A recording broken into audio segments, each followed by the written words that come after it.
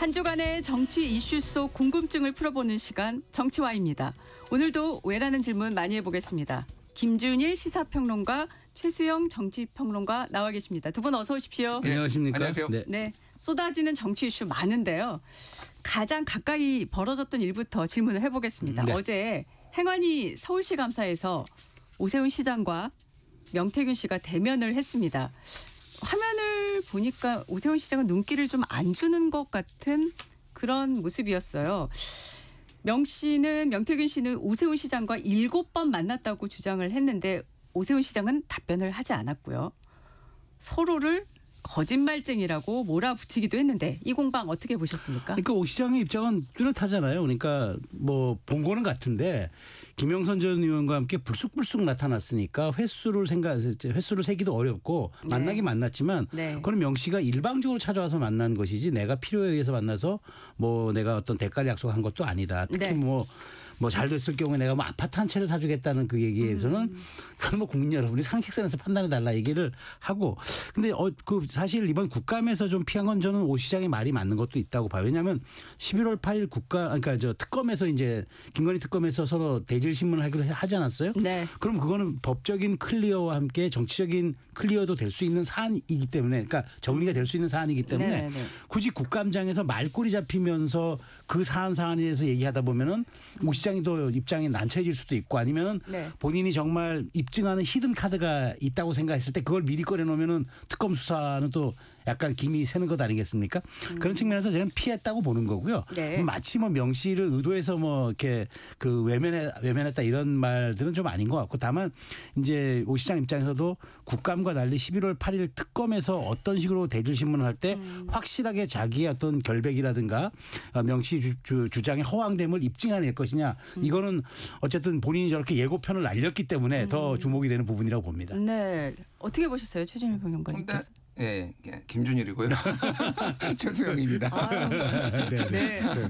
죄송합니다. 아닙니다. 예.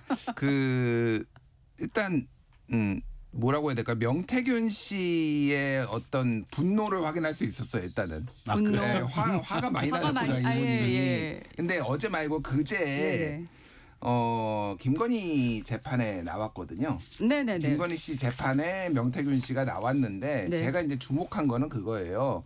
거기에서 했었던 얘기는 미래한국연구소는 내 소유가 아니다. 그리고 그거는 내가 한 게 아닌데 지금 검찰이 이제 한 가족을 도륙냈다. 뭐 어디서 많이 들은 얘기죠. 근데 뭐 이런 주장들을 했어요. 그러니까 이 그러니까 결국은 이거는 결론부터 얘기하면은 명태균 씨의 어떤 증언보다는 물증으로 좀 입증이 돼야 될 것 같아요. 물증으로. 예, 왜 그러냐면은 명태균 씨가 거기에서 얘기한 건 뭐냐면은 미래한국연구소는 내 소유가 아니고 이건 내가 한 게 아닌데 나를 얼검했다라고 한 건데 지금 여기는 오세훈 시장한테 와서는 여론 조작을 의뢰받아가지고 뭐 했다는 거잖아요. 지금. 그럼 어느 게 맞는 거냐 도대체. 그러니까 자기가 유리하고 불리할 때에 따라서 이 말이 바뀌어요. 그러니까 왜 그때 그렇게 김건희는 이제 거기에서 김건희 씨는 그냥 고개 숙이고 보지 않았다라고 하는데 뭐 일부는 고개도 끄덕이고 했다라는 게 왜 그러냐면은 그냥 윤석열이 좋아서 도와줬다라고 한 거예요. 여론조사를 해줬다라는 거고 대가성을 그러니까 결국은 부인한 거예요.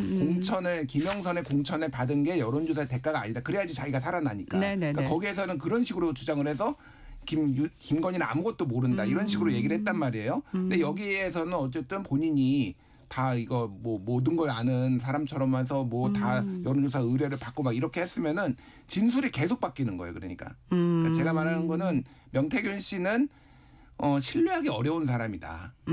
예, 그렇다고 이거를 이 오세훈 시장한테 의뢰를 받은 게 거짓말이라고 완벽하게 단정 지을 수는 없지만은 말이 계속 바뀌는 사람이다라는 거고. 어제 저는 그 오세훈 시장 김영선 의원이 연애 편지 썼다. 이런 주장을 했어요. 그러니까 뭐 이제 서울시의 해명은 그러니까 안 만나주니까 그 명태균 안 만나주니까 김영선이 만나달라라고 하면서 좀 문학적 표현을 썼다 뭐 이런 거예요. 근데 상식적으로 생각을 해보면은 김영선 의원이 왜 오세훈을 도와주려고 했냐. 라고 하면은 그거는 정치적 이익을 위해서 한 거잖아요. 네네. 그래서 나중에 보면 SH공사 네. 사장 자리 주기로 했는데 안 줬다 막 이런 주장을 해요. 나오죠. 네. 근데 갑자기 연애 편지 얘기가 나옵니다. 그러니까 이거는 오세훈을 좀 흠집내려는 거로 저는 보였어요. 그러니까 이거는 뭐 연애 편지를 진짜 썼는지 안 썼는지는 뭐 모르겠으나 그거는 네. 결국은 이런 주장들은 결국은 자기 황금폰 포렌식했다라고 지금 주장을 하고 있잖아요. 네. 거기에서 다 이제 입증이 돼야 되는 문제가 된 것 같아요. 그러니까 저 하나 첨언하면은 이제 오 시장 쪽 얘기도 제가 조금 좀 저도 좀 들어본 바가 있거든요. 네네네. 근데 이제 이런 것 같아요. 그러니까 명태균 씨가 이제 그 경남 지역에서는 어느 정도 영향력이 있는 사람이었고 거기에 네. 이제 출마 예정자들이라든가 그런 어떤 지역의 오피니언 층에서는 조금 영향력이 있었어요. 그런데 이 중앙 무대의 진출을 중원 쪽으로의 진출을 계속 노리고 있었는데 네. 그걸 이제 그 고리를 이제 오 시장과의 고리로 삼았다는 거죠. 그래서 이제 오 시장이 어제 표현에 거의 스토킹 수준이었다. 이제 그렇게 나를 만나자고 불쑥불쑥 찾아오는 것들이 그러면서 어쨌든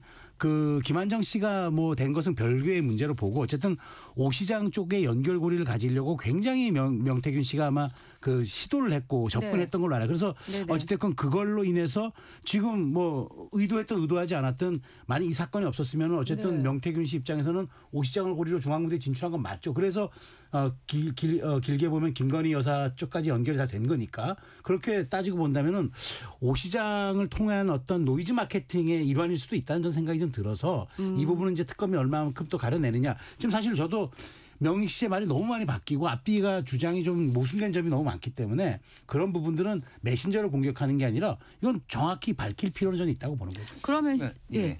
이제 네. 저도 이제 예전에 좀 취재도 하고 들은 얘기들 보면은 오 시장 쪽 분한테 얘기를 들은 거는 진짜 약간 이상한 사람들이 캠프에 왔다 갔다 하는 건데 오 시장의 스타일도 그렇고 약간 질색했다라는 거예요. 이상한 사람들은 이제 김영선, 명태균을 얘기를 하는 거죠. 그러니까 그래서 그런데 어쨌든 그때 당시에는 오세훈 시장은 고민정 의원한테 져가지고 야인 생활이었고 네. 어렵게 잡은 기회였잖아요. 네네. 그래서 지금 경선을 하는 과정이었고 처음에는 오세훈 시장 지지율이 매우 안 나왔어요. 그러다가 점점 이제 나오게 그때는 안철수 의원이 훨씬 강했고 그다음에 이제 나중에는 나경원 의원하고 이제 붙는 상황이었으니까 나경원 의원은 이기는 여론조사가 실제 필요했던 건 또 사실이고 뭐 이런 상황이었던 거를 봤을 때 정말로 명태균 씨가 그러니까 오세훈 시장이 정말 그런 여론조사를 부탁을 안 했을까?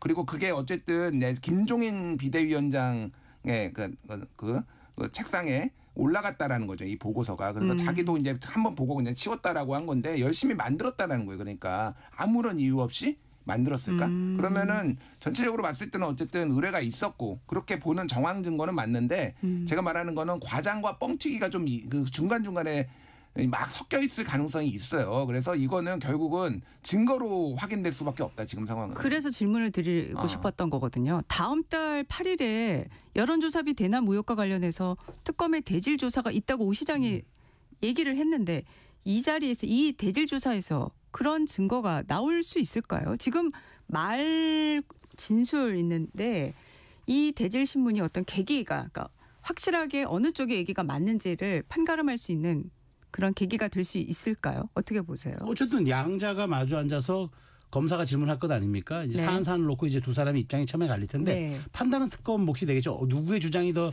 신빙성이 있느냐. 근데 우리 흔히 있잖아요. 찌라시라든가 밭글 이런 거 하잖아요.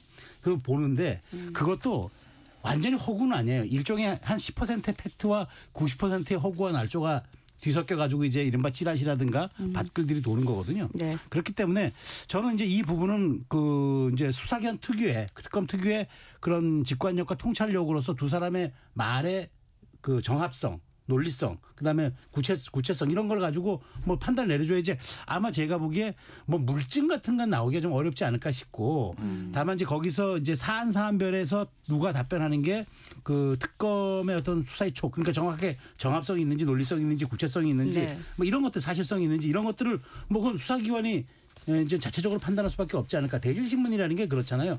사실은 어떤 그 물증보다는 심리 상태라든가 여러 가지를 종합적으로 판단하는 그런 사안이기 때문에 제가 보기에 뭐 모르겠습니다. 어떤 물증이 나올지 모르겠습니다만 물증이 있었으면 벌써 나오지 않았을까요? 2번 만났다와 7번 만났다. 뭐 만남 횟수가 가장 중요한 건 아니지만은 핵심은 이제 여론 조작을 의뢰를 했냐 그게 그렇죠. 핵심이긴 하지만은 진실성에서는 지금 뭐 저기 오 시장은 2번 만났다고 주장하고 네. 있고 명태균 씨 7번 만났다고 하고 있잖아요. 네. 그리고 직접 이렇게 소통을 한 게 흔적이 있다라는 거예요. 명태균 씨 주장에 따르면 황금폰에 그러면은 어쨌든 검찰은 강제 수사를 할 수가 있는 거고 증거도 확보가 됐으니까 저는 어느 정도는 정황 증거들은 드러날 가능성이 있다 그렇게 봅니다. 알겠습니다.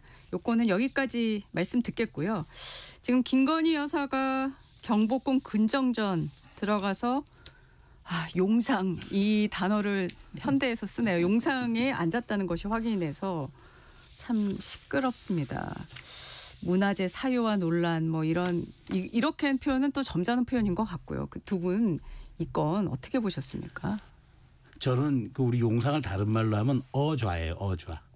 네. 임금이 앉는 자리 어좌. 네네.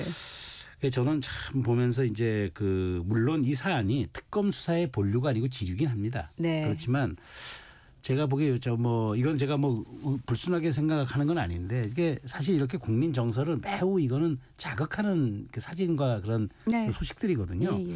그러니까 이거는 뭐 법적 그 어떤 그러니까 위법성, 불법성의 논란과는 별개로 이건 국민 정서를 자극하는 이런 문제이기 때문에 저는 이제 이런 게 특검 수사가 지금 제가 보기에 그 지난번 양평군청 공무원 사건 등등으로 인해서 여러 가지 좀 좀 이렇게 스톱돼 있는 스톱은 아니지만 약간 뭐 이제 지체기에 접어든 상태 같은데 이런 사진들이 굉장히 또 여론에 대한 어떤 그런 이 좀 불을 지피고 좀 기름을 붓는 이런 것들인데 한마디로 얘기하면 이거는 뭐 있어서는 안 될 일을 한 건데 자 그렇다고 이제 이것이 그럼 지금 특검이 수사를 결과를 내놓은 사안에서 국민 정서에 의존해서 동력을 유지하는 것인가 아니면 사실관계를 통해서 김건희 여사를 16개 혐의로 기소하는데 이것이 도움이 될 것인가. 그런데 저는 어쨌든 이 자체가 국감에서 나와서 김건희 여사에 대한 어떤 부정적인 여론 그다음에 아주 국민들로부터 비호감 이런 것들은 분명히 있는 거지만 이거와 별도로 16개 혐의에 대한 지금 특검의 수사가 제대로 좀 속도를 내고 있는 건지 아니면 정말 그것이 사실관계에 부합하는 수사 결과를 내고 있는 건지 이 문제는 좀 별도로 봐야 된다고 저는 생각합니다. 네. 김준일 평론가님 어떻게 보시나요? 이거는 그러니까 특검에서 나온 게 아니라 국감에서 나온 거죠. 예. 그러니까 전혀 별개의 사안입니다. 뭐 이거를 뭐 굳이 수사를 해야 될지 뭐 그런 생각은 아니지만 말씀하신 대로 국민 감정선을 건드린 거고 11번에 갔다는 거예요. 많이 갔어요. 예, 경향신문 보도에 따르면은 그 국회 이제 민주당 쪽으로도 받은 자료인데 11번에 갔어요. 네. 그냥 수시로 간 겁니다. 경복궁 뭐 창덕궁 해가지고 그러니까 뭐 갈 수도 있는데 이렇게 11번씩 가는 대통령이 있었나? 행사가 아니라 그냥 개인적인 이유로. 그러니까요. 예, 그러니까 그냥 거기가 내 집인 거예요.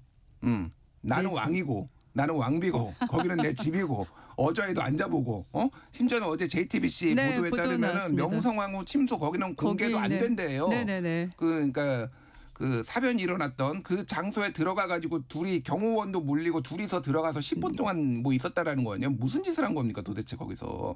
그러니까 제정신들이 아니었다 제가 보기에는. 그리고 왕과 관련된 게 한두 건이 아니잖아요. 손바닥 왕자부터 해가지고 오죽하면은 통일교가 권성동 의원한테 돈 주면서 거기에 절반은 왕자를 붙여놨겠습니까? 이게 윤석열한테 간 걸로 지금 추정이 되고 있는데 기타 등등 무속과 관련해서 무속 전담 행정관이 대통령실에 근무를 하지를 않나.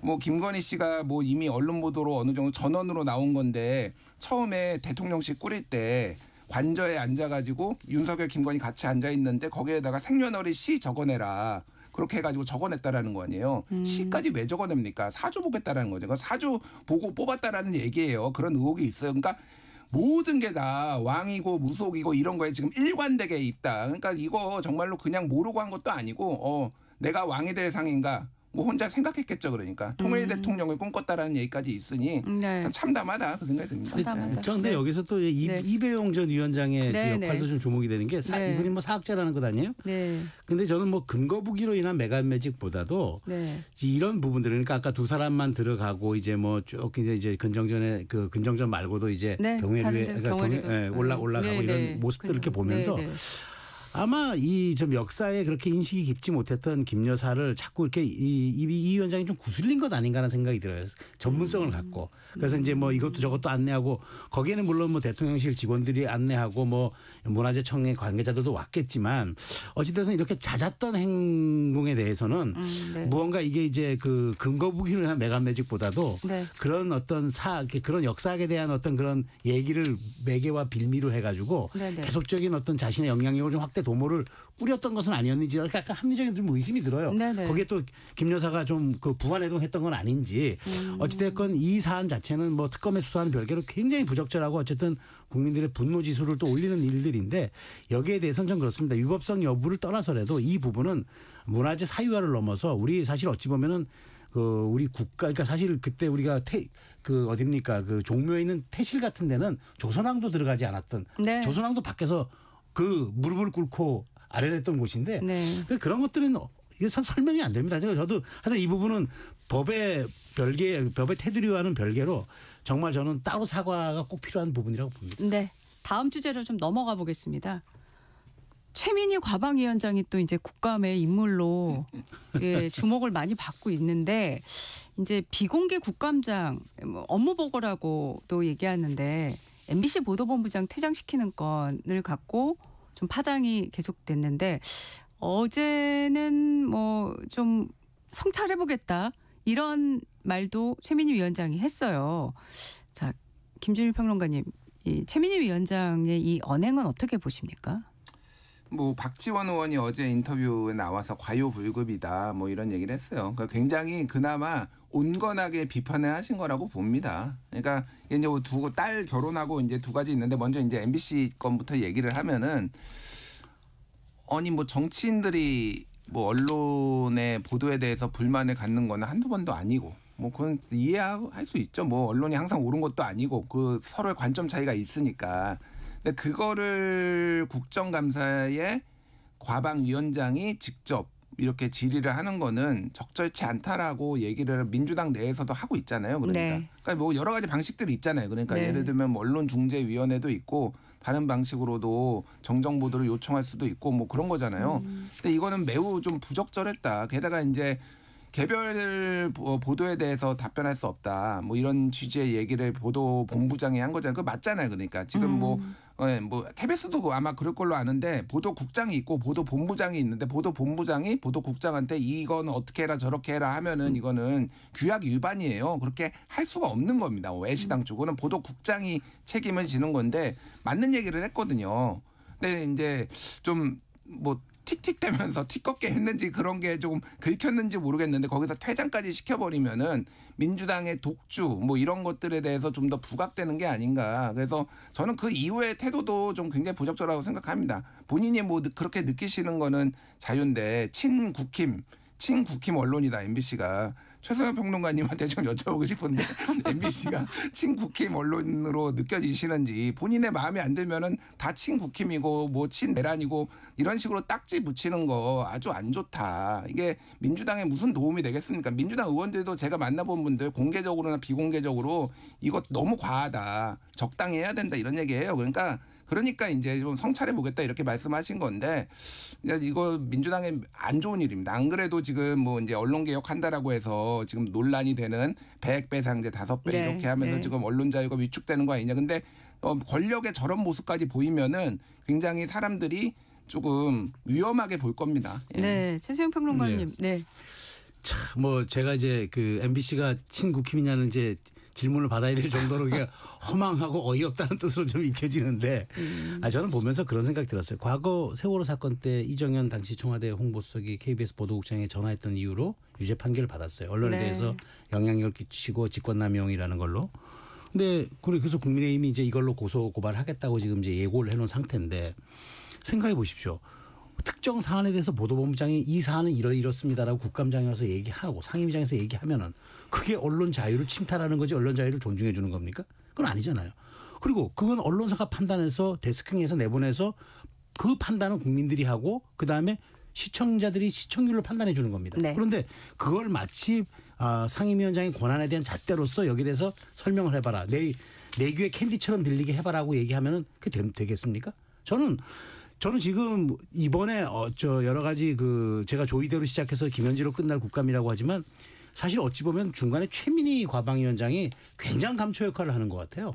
결혼식 논란서부터 네. 여기 논란, 특히나 결혼식 논란은 약간 사적인 영역이라서 100번 양보해서는 그럴 수 있다고 양보하더라도 이 문제는 언론에 대한 공적 인식을 드러낸 사안이기 때문에 이거는 간과할 수가 없다는 거죠. 그러니까 즉 언론은 내가 언제라도 물을 수 있고 당신들은 해명을 해줘야 되고 나는 그럴 권리가 있고 그러지 않으면 나는 당신들을 퇴장시킬 난 권한도 있다.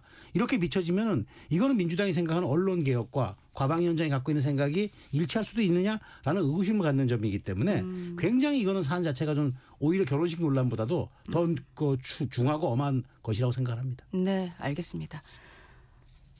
다음 질문은 어제 헌재에 관련한 질문을 좀 드릴게요. 지금 재판소 헌재 갖고 여야가 맞서고 있는데 헌재가 사심제로 표현하는 거는 재판소원의 본질을 왜곡할 수 있고 법원 심급의 단순한 연장이 아닌 헌법심이다라고 헌재가 강조를 했는데 이게 지금 헌재와 대법원 사이에 이 재판소원은 오래된 논쟁 대상이기도 한데 어제 헌재가 왜 이런 입장 밝혔고 또 이 부분에 대해서 어떻게 생각하시는지 어느 분이 먼저 말씀해 주실까요? 네. 기본적으로 한번 뭐 재판소원 사심제 이게 네. 올해 5월인가 아마 나왔을 때 원칙적으로 찬성한다는 입장이 헌법재판소에 나왔어요. 네. 이거는 오래된 기관간의 뭐 알력이라고 하기는 그렇고 입장들이 있는 거죠. 그러니까 헌법재판소가 있는 나라와 없는 나라가 있는데 뭐 미국 같은 경우에는 연방대법원이 9명의 연방대법원이 사실상 이제 헌법재판소 역할을 하는 거죠. 그렇죠. 우리나라는 이제 독일이라든지 이런 나라처럼 별도의 헌법재판소가 있고 그럼 헌법에 대한 해석 권한을 법에 대한 해석 권한을 누가 최고 그거를 가지고 있느냐를 가지고 여러 긴장 관계가 있었다 그동안. 네. 근데 이 헌법재판소원이 있는 나라가 대표적인 나라가 독일이나 오스트리아예요. 네. 예, 그런데 거기에서도 마찬가지고 모든 게 다 올라가는 게 아니라 헌법과 관련된 이런 것들이 올라가는 게 이게 논리가 뭐냐면은 쉽게 얘기를 하면은 헌법 이게 공권력에 대해서 헌법에 부합하는지를 이제 헌법재판소가 판단을 하는 건데 이를테면은 행정부가 하는 뭐 행정명령이나 이런 조치들이 부합하는지 입법부가 만든 법이 부합하는지 근데 사법부가 하는 것도 공권력이라는 거예요.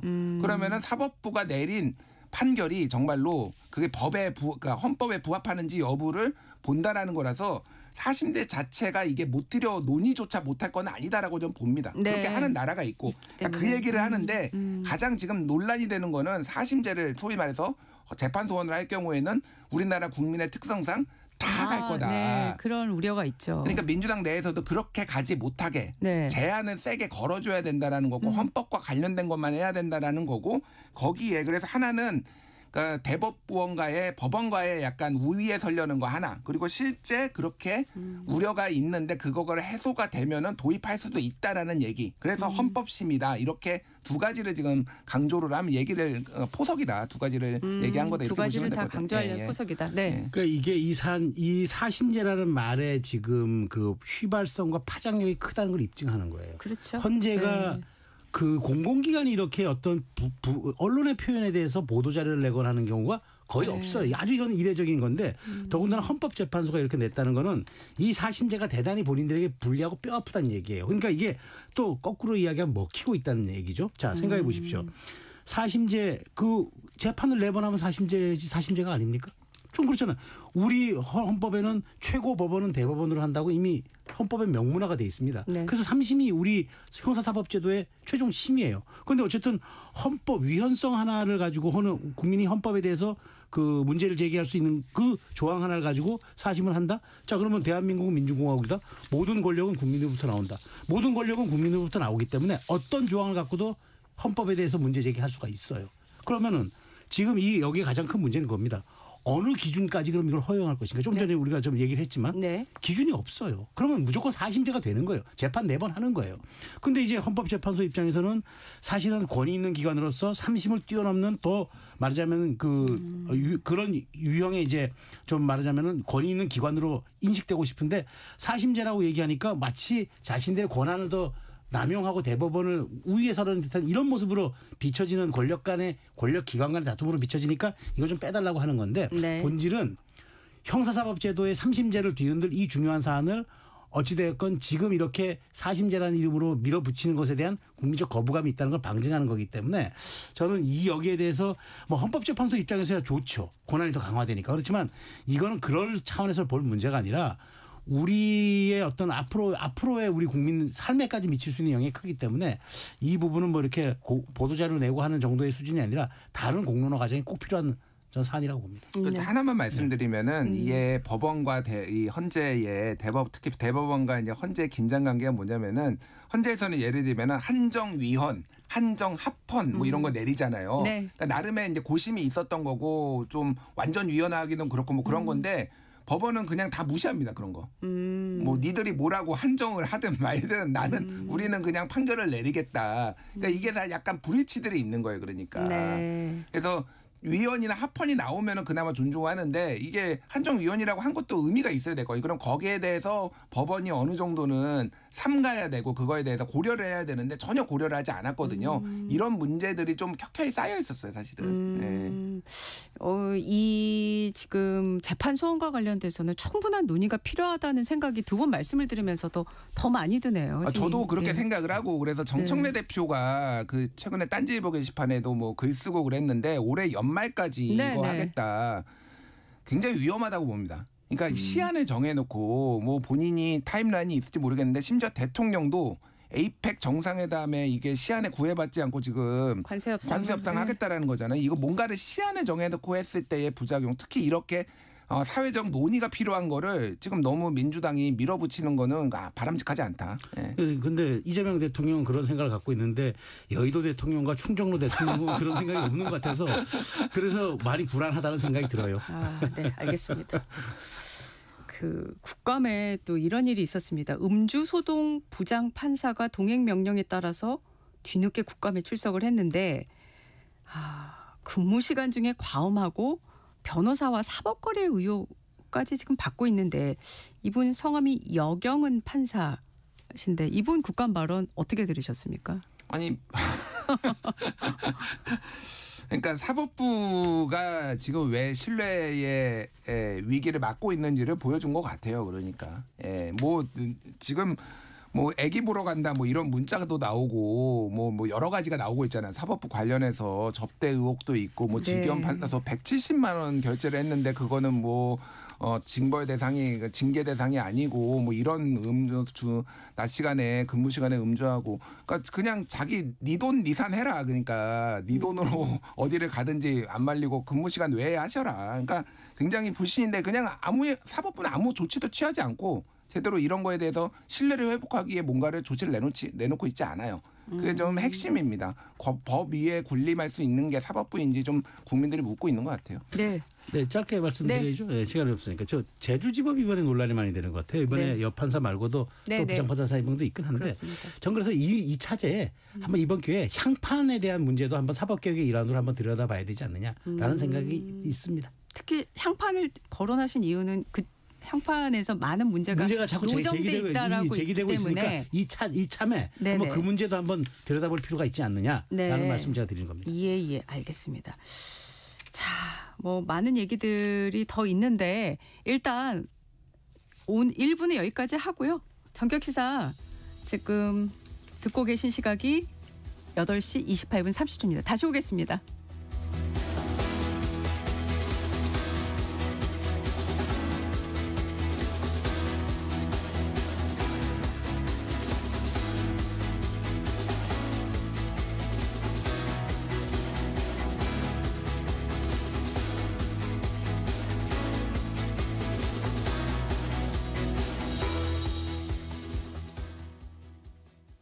잠시 후 8시 반부터 일부 지역국에서는 해당 지역 방송을 보내드립니다. 워렌 버핏은 가치 투자, 필립 피셔는 성장주 투자, 피터 린치는 장기 투자. 방법은 달라도 목표는 하나. 성기영의 경제쇼가 성공의 길로 안내합니다. 깊이 있게, 명쾌하게, 지금 이 시대 경제에 관한 모든 것을 알려드립니다. 평일 오후 4시 5분 성기영의 경제쇼와 함께하십시오.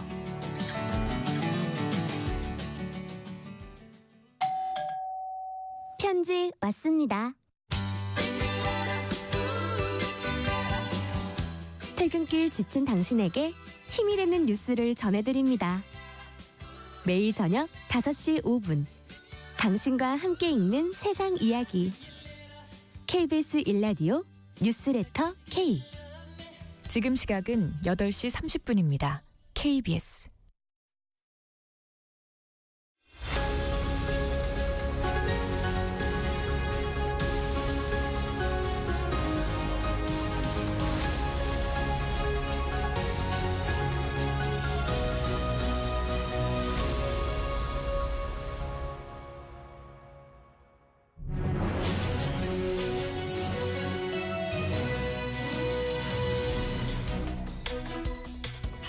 네, 정치와의 2부 김준일 시사평론가, 최수영 정치평론가와 함께 계속 이야기 나눠보겠습니다.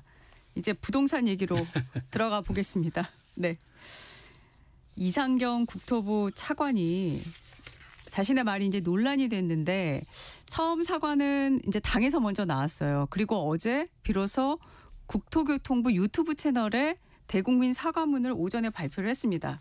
자, 최수영 평론가님, 그 사과문 보셨을 때 어떠셨어요? 뭐 이 주제 계속 다루시니까 우리 송행커님도 지겨우시죠. 저도 이거 지금 3일째 계속 얘기하는 바람에 저도 아주 입이 피곤하고 무거운데, 이건 뭐 사실 이런 사과는 안 하는 게 나았습니다. 이게 무슨 사과입니까? 댓글창도 닫고 그다음에 본인은 1분 56초인가 얘기하고 쓱 뒤로 빠지고 뭐 고개 한번 숙이지 않고 여권 내에서조차 그런 얘기한다면서요. 차라리 고개라도 좀 숙이지 그랬냐고. 이건 사과도 아니에요. 그리고 그 전에 또 대리사과가 있었잖아요. 민주당 지도부가 나서서 대리사과하지 않았습니까? 그러니까 이건 뭘 의미하냐면은 이분이 사실 어찌 보면은 저는 1차관이기 때문에 솔직히 책임지고 경질시켜도 상관없어요. 왜냐하면 인사청문회 부담도 없는 자리고 실무자니까 실무자의 어떤 오판에 대한 우리가 그러니까 정책에 대한 오판이 아니라 그런 어떤 개인적인 그런 사안에 대해서 도덕적 윤리적으로도 우리가 좀 문제가 있다고 보기 때문에 우리가 뭐 경질한다 해도 될 텐데 지도부까지 나가서 대리 사과한 다음에 본인은 저렇게 뻣뻣 사과를 2분 정도 안 내는 걸로 해버리니까 자 그러면 우리가 흔히 자꾸 얘기하는 대로 우리가 왜 메신저를 공격하느냐가 아니라 저분이 앞으로 발신하는 모든 정책과 제도에 대해서는 국민들이 신뢰를 가질 수 있겠어요? 그렇다면 이런 사과로 가름했다고 치부할 것이 아니라 차라리 경질시키는 게 맞다. 그래서 새로운 사람이 어찌됐건 좀 도덕적으로도 국민적 눈높이에 부합하는 사람이 앞으로 메시지를 발신해야지 이거 계속 끌고 가봐야 저는 여권에 굉장히 큰 부담되고 뇌관으로 작용할 거라고 저는 봅니다. 네, 김준일 평론가님은 어떻게 보십니까? 그러니까 이런 이제 대책이 발표가 되면은 그 다음에 이제 후속 조치들 그게 이제 후속 조치라는 게 정책으로서의 후속 조치도 있고 뭐 대국민 홍보라든지 뭐 이런 거 어떻게 어떤 그쵸. 식으로 해야 되느냐 이런 계획 플랜들이 조금 미흡했다 없었다 제가 보기에는 없었다라는 게 좀 보이는 것 같아요. 네네. 쉽게 얘기를 하면은 지금 부동산 정책이 소위 말해서 그러니까 얼음한 거예요. 얼음땡 놀이 같은 느낌이에요. 그러니까 다 얼려버린 거예요. 그러니까 일단은 예, 지금 막 오르고 이거 어설프게 했다가는 또 풍선 효과 생기니까 그냥 싹 얼려버린 겁니다. 수도권을. 네. 그러니까 뭐 이렇게 되면 당연히 불만이 나오겠죠. 그리고 이제 내로남불 얘기 나오고 너희는 사다리 걷어차기 얘기가 나오겠죠. 그러면은 맞는 말을 해도 어떤 사람이 나와서 어떻게 해야 할지 이런 것들에 대해서 계획이 좀 있었어야 돼요. 근데 제가 이제 가장 그거는 제가 봐도 딱 보이잖아요. 문재인 정부 때도 무슨 일이 있었는지. 그러면은 최소한 갭 투자를 한 사람은 나오면 안 됩니다. 그러니까 속된 말로 짱 박혀 있어야 돼요. 그러니까 이런 분은 본인이 알 거 아니에요. 본인이. 멀지도 않아요. 다른 막 2억 원 뭐 이런 분들은 예를 들면 2013년에 한 거니까 우리가 그냥 이해라도 되는데 이분은 작년에 분당에다가 33억에 샀는데 14억 대출 끼고 지금 9억인가 올랐어요. 지금 7억인가 9억인가 올랐어요. 1년 만에. 그러니까 이거를 보고 어떻게 사람들이 정무적 감각이 그러니까 사람들 비판을 할 거가 뻔히 보이는 거 아니에요. 근데 대통령이나 이쪽에서 정부에서 내려오는 거는 야 부동산 여론 안 좋으니까 빨리 나가서 홍보해라 뭐 이렇게 되니까 뭐 자기도 나가고 막 그런 거 아닙니까? 뭐 부동산 읽는 남자가 유튜브 나간 거잖아요. 네네. 그러니까 좀 본인이 알면은 일단은 정무적인 판단을 해서 가만히 좀 있어라. 아무 말도 하지 말고 뭐 그 생각이 들고 틀린 얘기는 아니에요. 솔직히 제가 보기에는 좀 뭐 엄청 비판도 하고 있는데 그러니까 쉽게 얘기를 하면은 지금 부동산 대책으로 해서 지금 동결시켜 놨는데 주식시장이나 이런 데 좋으니까 거기에 투자를 해가지고 나중에 우리가 뭐 반드시 집값 안정시킬 테니까 그때 사라라는 거에서 아주 틀린 얘기는 솔직히 아니라고 봅니다. 근데 지금 상황에서는 단어 하나, 말 하나라도 되게 조심해야 되는 감정선이 지금 상황이에요. 좀 이런 것들을 좀 고려를 해라. 뭐 그리고 경질은 뭐 모르겠어요. 근데 이거 경질하면은요. 저는 뭐 경제도 필요할 수도 있다고 보는데 그럼 또 다른 2주택자 뭐 아니 2주택자나 이런 갭 투자하는 사람들 또 왜 경질 안 하냐 이런 거 아마 대통령실에서 고민하고 있을 거예요. 예. 이게 지금 당에서도 이제 이상경 차관을 향해서 사퇴해야 된다는 발언을 하셨잖아요. 박지원 의원이. 그리고 국민의힘에서도 경질해라. 눈높이에 맞게.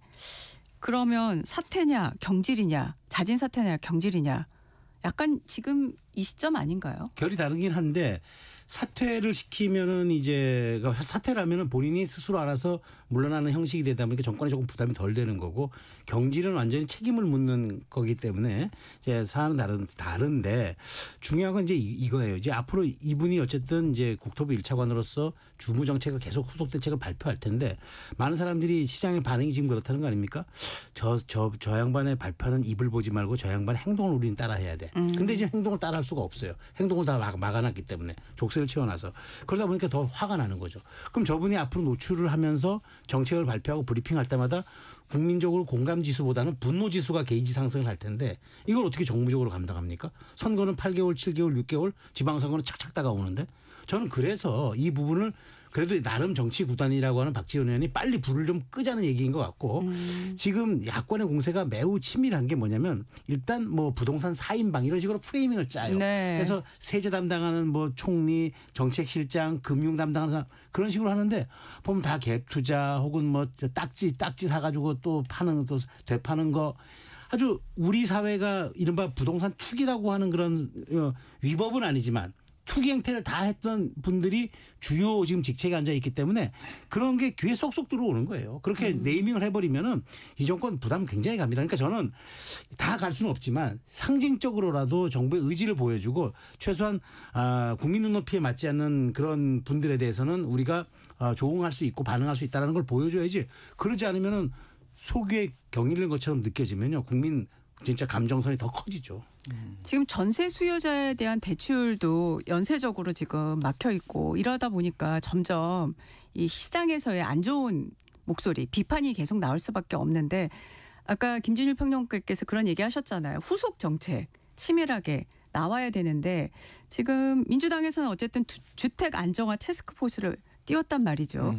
그러면 당정 간에 이 후속 조치가 이게 좀 적절한 시기에 나와야 이 부분이 단순히 이제 이 언행과 관련된 문제, 국민 정서 문제가 아니라 좀 풀려갈 수 있을 것 같은데 민주당에서 그런 준비들이 잘 되고 있다라고 보십니까? 그러니까 그 적절한 시점이라는 게 어떤 적절한 시점인지가 좀 다 다르게 생각할 것 같아요. 그러니까 예, 지방선거의 시기에 맞춘 적절한 시점이냐, 뭐 그러니까 이게 어설프게 또 이렇게 하면은 또 욕 먹어요. 그러니까 그래서 어차피 먹을 욕은 이미 다 먹고 있고. 당분간도 먹을 것 같고 이게 뭐 당장 내일 뭐 모레 내놓는다고 해서 그게 만족이 안 되면은 문제가 생기니까 저는 어차피 시간은 올해 연말 개인적으로는 볼 때는 올해 연말 안에 뭐 대책이 좀 한번 나와야 되지 않느냐. 그게 이제 공급 대책도 뭐 민주당에서도 지금 얘기를 하고 있잖아요. 네. 그래서 서울의 공급 대책 그리고 그러니까 전세 문제는 되게 좀 이미 전세를 다 그 대출을 막은 건 아니에요. 그러니까 뭐 여러 가지 예, 네. 그렇기는 한데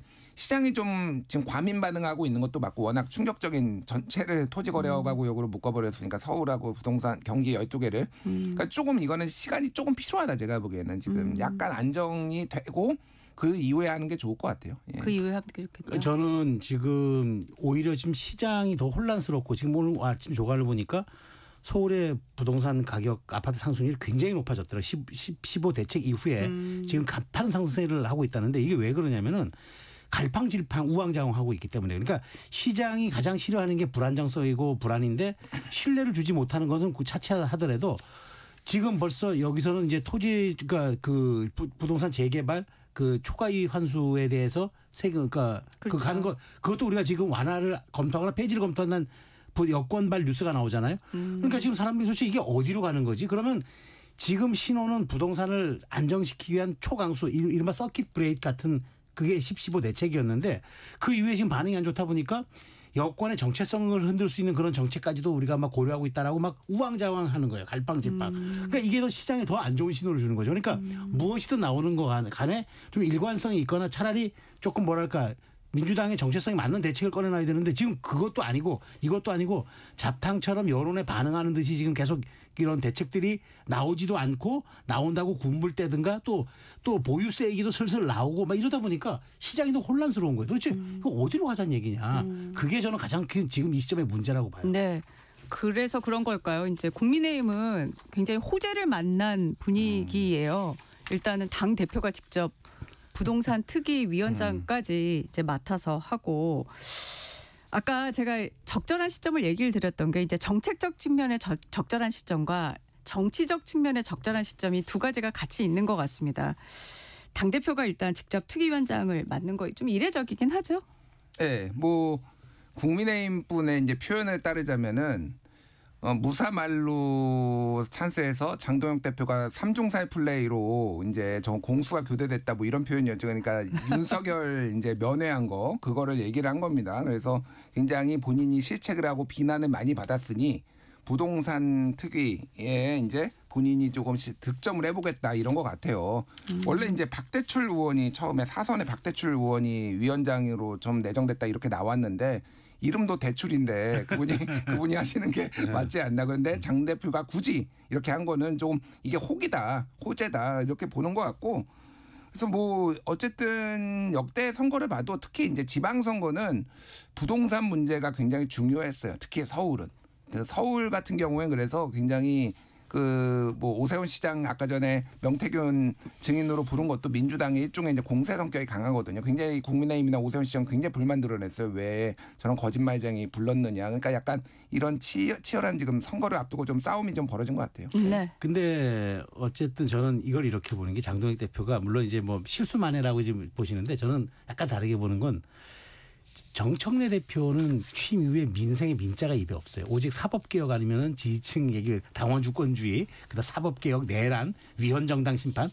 근데 지금 오히려 여당, 그러니까 국정에 무한 책임을 짓고 있는 여당 대표 입에서는 민생의 민자가 안 나오는데 야당 대표는 수권정당, 대한정당으로 마치 이제 각을 세우는 듯이 본인은 정책 대안을 내는 가장 지금 약한 고리의 위원장을 맡았다. 이거는 약간 비교 효과를 노린 거라고 저는 봐요. 그런 측면에서 장동혁 대표가 어쨌든 부동산에서 계속 이렇게 강세의 목소리를 내면 낼수록 자 그럼 여당 대표는 어디 있냐라는 목소리가 나올 수 있기 때문에 이렇게 말하자면 전략적인 병렬선상에 서는 것도 일종의 저는 하나의 또 그 뭐랄까 노림수가 아니었느냐 이런 생각도 좀 드는 겁니다. 네. 마지막 질문이 될 것 같은데요. 국민의힘 부동산 특위가 오늘 오세훈 서울시장 만난다고 하죠. 첫 현장 간담회라고 하는데요.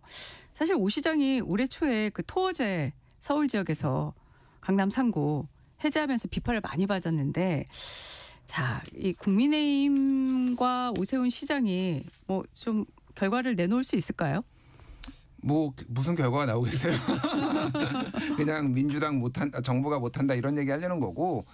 그러니까 저는 이제 뭐 전 정부 탓이다, 현 정부 탓이다 이런 거 사실 뭐 필요하면은 시시비비를 가려야 되겠지만은 별로 좋아하지 않습니다. 특히 부동산 문제는 오 시장이 본인이 별로 잘한 게 없어요. 제가 보기에는. 물론 민주당이 못해가지고 오 시장이 본인이 잘하는 것처럼 보이지만은 예를 들면은 이런 거예요. 주택은 공급이 시차가 있잖아요. 몇 년이 걸려요. 짧아도 5년, 뭐 길면 10년씩 걸리잖아요. 그렇죠. 그러면은 미래를 보고 사실은 이거를 추진을 해야 되는 게 굉장히 재건축도 그렇고.